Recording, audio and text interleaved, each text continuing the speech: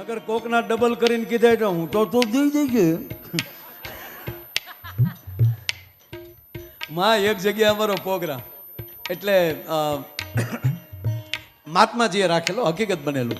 એક મહાત્માજીએ હરદાસભાઈ प्रोग्राम राखेलो महात्मा आश्रम में. मैंने फोन करो, वो माया भाई बोल रहे हो? जी बापू. अरे हमको कुंभ में जाना है, वहां भंडारा करना है, 2 महीना वहां रुकना है, वहां हमारा भंडारा लगेगा कुंभ में, तो जरा भंडारा के लिए प्रोग्राम करना है. और मैं कहूं बापू तो हूँ मारा घरना तमने 11,000 આપીને હું આવી. એટલે અમે ગયા. એટલે હવે પ્રોગ્રામ અમે ચાલુ કર્યો. તો વચ્ચે વચ્ચે કોકના 5,000, કોકના 11,000, કોકના 10,000, કોકના લાખ, આવું વચ્ચે વચ્ચે આવે. એમાં એક ભાઈ બેઠેલા આવીને મને કે વૈષ્ણવ મને કે કોઈ નામ નહીં બોલવાનું, આખી રેન્જ તૂટે છે સાંભળવાની. અરે મેં કીધું ભાઈ આ મૂળ પાયામાં મેં કીધું ડોનેશન છે, એના માટે જ પ્રોગ્રામ કર્યો છે. મેં કીધું તમે મેં કીધું પછી મારો પ્રોગ્રામ રાખજો ને, આપણે હળંગ લઈ લેવું. મને કે ખર્ચો કેટલો છે? મેં કીધું આ ગોયું છે જો સાંભળવા વાળો. મેં કીધું એ બાપુને ખબર. તો બાપુને કીધું કે બાપુ ખર્ચો કેટલો છે? અરે દેખો 50 આટા ખાંડ કા, 300 डब्बा गुल,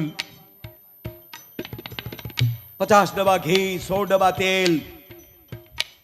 બાપુએ લિસ્ટ કર્યું મોટું છે. બોલો કે બાપુ 5 કરોડ કેમ નથી થતા? ચિંતા કરતા નહીં, પ્રોગ્રામ ચાલુ કે રાખો, બધું મારા તરફથી. તા તો બાપુની જટા છૂટી ગઈ. ક્યાં બાત હે, કરણ का अवतार हो गया. હું કહું બાપુ જો हो गया.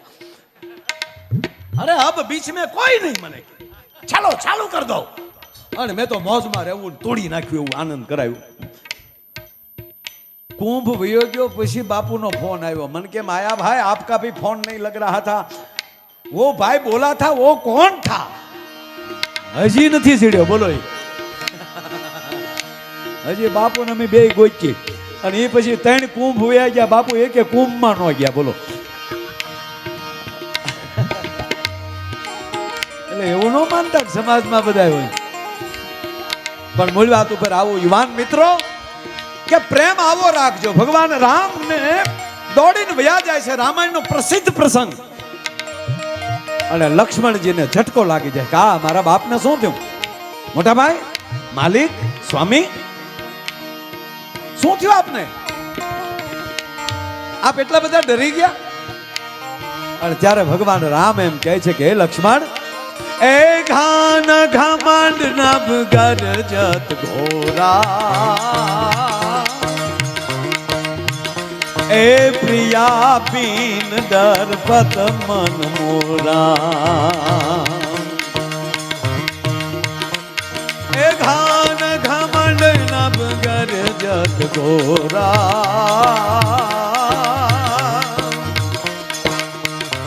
એ પ્રિયા બીન દરપત મન મોરા.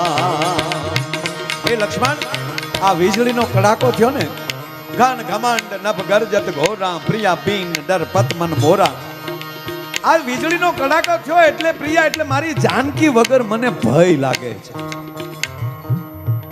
હવે કલ્પના કરો કે પૃથ્વીના પડ ઉપર આવો વીરવર પુરુષ જન્મો નથી. એક હાથે એક, એમ કહેવાય કે એક સાથે 31 બાણ ચડાવવાની જેનામાં તાકાત હોય, આવું અત્યાર સુધી કોઈનું ધનુષબાણ હાલ્યું નથી. રાજસીભાઈ કે એક સાથે 31 બાણ, 10 મસ્તકના, 20 ભુજાના અને 31 મું નાભીનું.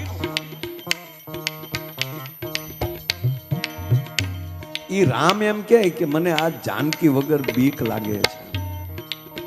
પરિવારમાં એવું જીવજો મારા વાલા કે પરિવારમાં કોઈ એક વ્યક્તિ ઓછી હોય, હાજર ન હોય તો એની યાદી થવી જોવે. આ ગામમાં આવ્યો છું તો પહેલું પેમેન્ટ તમારી પાસે ઈ માગું, પછી હસાવી હસાવીને તમને કહું ને આજ કે હવારમાં નાસ્તો ન કરો એવા કરાવી દઉં. પણ એક ખોળો પાથરીના જેટલા ગામના ભાઈઓ આવ્યા છો એ બધાને પગે લાગીને તમારો સમાજનો દીકરો તમારી પાસે પેમેન્ટ માગે છે. એ પેમેન્ટ એટલું જ હંપ રાખજો. ગામવાલી સરપંચોની ચૂંટણીઓ વહી જાવી જોવે. હમણાં હું કચ્છના એક ગામમાં ગયો કે સાહેબ આઝાદીથી લઈને આજ સુધી હજી ગામમાં કોઈ દી ચૂંટણી નથી થઈ. એવું લાગે તો 2 વર્ષે કોઈ એમ કે મારે સરપંચમાં સેવા આપવી છે, હું આવી દઉં.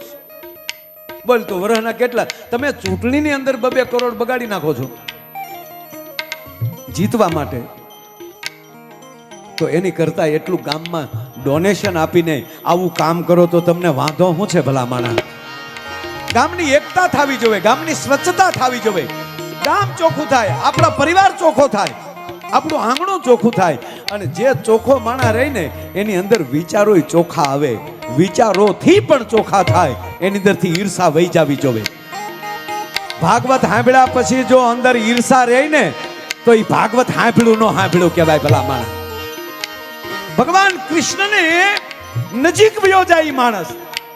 અને ભગવાન કૃષ્ણ કહે છે ધર્મ પરિત્યજ્ય, હે અર્જુન તમામ ધર્મનો પરિત્યાગ કરીને તું મારે શરણે આવી જા. તું એક બન, તું સ્વચ્છ બન. ભગવાન કૃષ્ણએ સ્વચ્છતા બહુ કરી છે એટલે કહું છું. એને પહેલું વહેલું જ માં જળ સ્વચ્છતા અભિયાન જો કોઈએ કર્યું હોય ને તો એ મારા દ્વારકાધીશે કર્યું છે. કાળંદરી માંથી કાળી નાગને નાથવો એટલે શું? એમાંની ઝેરને કાઢી નાખવું, જે કાંઈ કચરો હોય એ કાઢી નાખવો.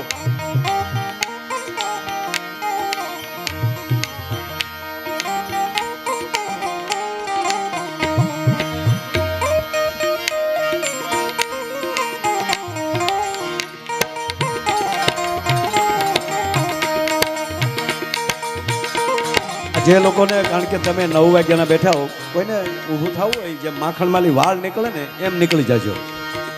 કારણ કે અમારું ક્યાંય નક્કી નહીં હવે ક્યારે પૂરું થાય. હા, પણ હજી આપણે ભાઈને બધાને સાંભળવાના છે. હું તમારી વચ્ચે વધીને 30 થી 35 મિનિટ બોલવાનો. ઘડિયાળમાં જોઈ લો, એમાં બધું આવી જાય એટલે ખોટી ઉતાવળ ઘડીક ન કરતા.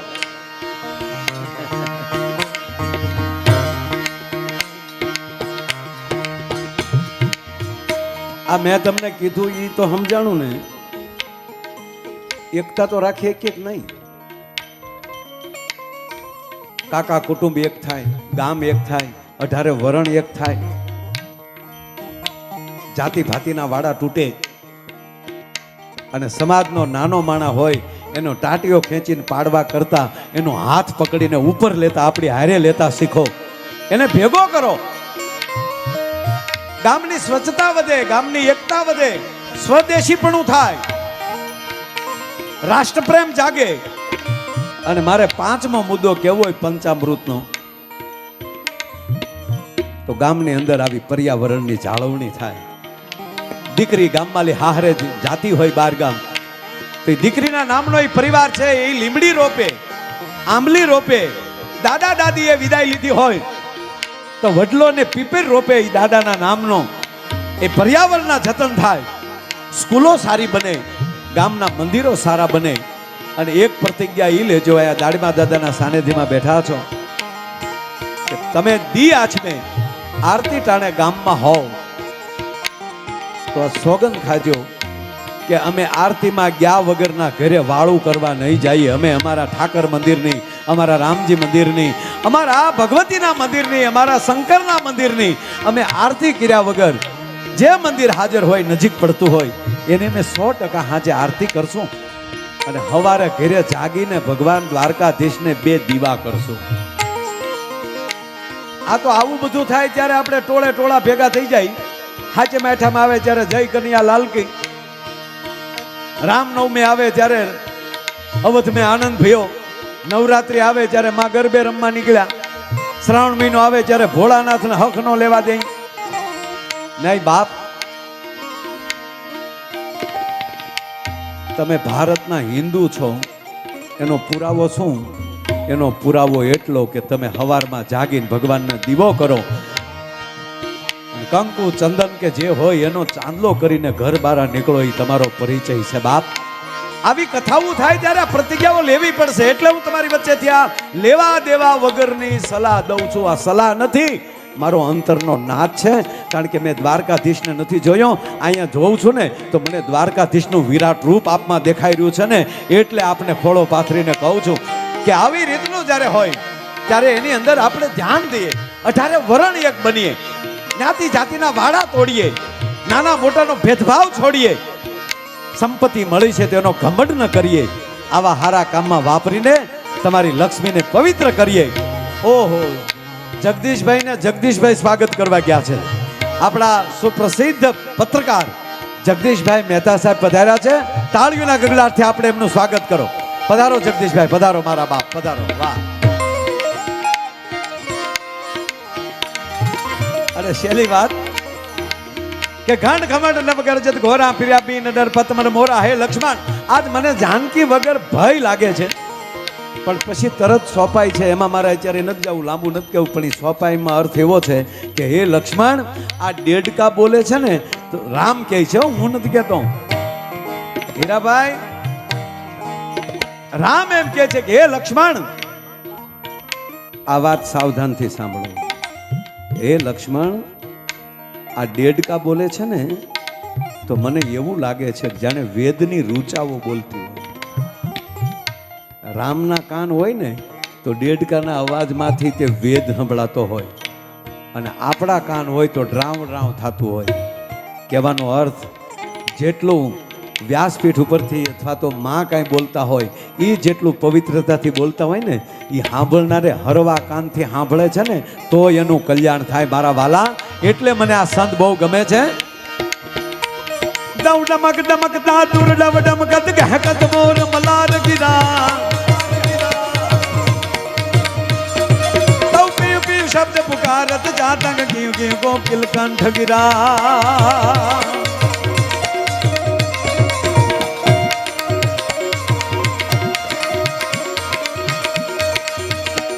દમ કડર કડર ન બહોત કડા કંઠ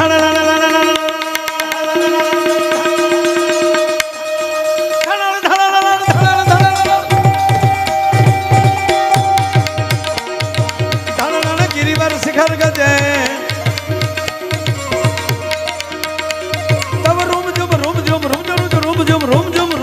बरसत बरसा गरर गरर गन गोरगदेजी गरर गरर गन गोरगदेजी